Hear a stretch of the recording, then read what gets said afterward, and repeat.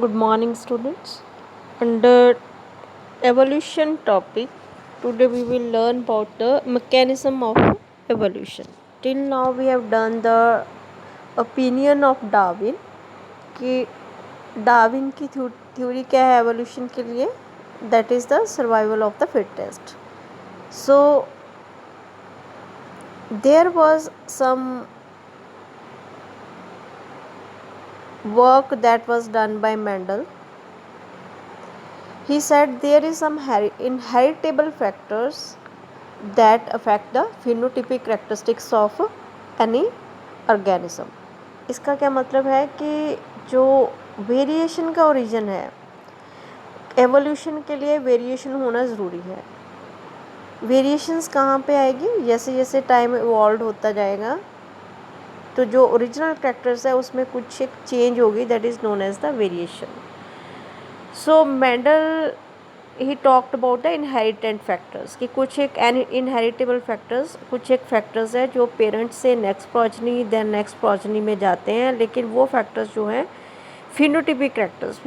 Phenotype होता है कि जो हमें कोई ऑर्गेनिज्म बाहर से दिखता है. एक जीनोटाइप होता है, एक फिनोटाइप होता है. जीनोटाइप होता है कि उसके अंदर जेनेटिक मटेरियल कैसा है, जीन्स कैसे हैं, कहाँ पे पड़े हुए हैं, लील्स कैसे हैं, तो that is the genotypic characteristics. तो फिनोटिपिक जो कैरेक्टरिस्टिक्स हैं कि उसकी बाहर की दिख या मॉर्फोलॉजिकल कैरेक्टरिस्टिक्स कैसे दिखेंगे, that is controlled by the inheritable factors. और जो डार्विन की थ्योरी है उसमें कुछ एक जो थे साइंटिस्ट थे, उन्होंने उनकी थ्योरी को नहीं माना. ही सेड कि जो एक साइंटिस्ट थे ह्यूगो डी वेरिस, उन्होंने जो था प्रिमरोज पे इवनिंग प्रिमरोज पे काम किया, तो उनका आइडिया आया म्यूटेशन का. म्यूटेशन के बारे में उन्होंने बताया कि एक पॉपुलेशन में सडनली कोई चेंज होती है जो कि बहुत ज़्यादा डिफरेंस लेके आती है फिनोटिपिक कैरेक्टरिस्टिक्स में.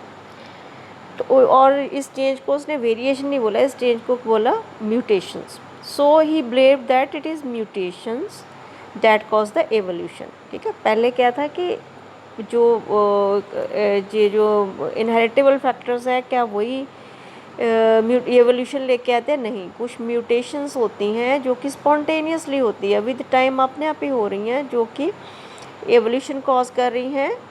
So and not the minor variations. जो पहले साइंटिस्ट सोचते थे, जो डार्विन का व्यू था कि ये कुछ हेरिटेबल कैरेक्टरिस्टिक्स है, कुछ माइनर जिनमें कि माइनर वेरिएशंस होती है, तो उन्होंने बोला कि माइनर वेरिएशंस नहीं हैं, ये क्या है, म्यूटेशंस है जो कि एवोल्यूशन के लिए रिस्पॉन्सिबल है. So mutations are random and directionless.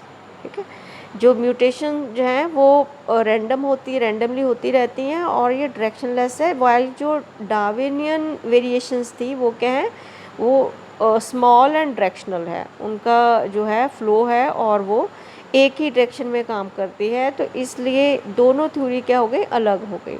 So evolution for Darwin was gradual.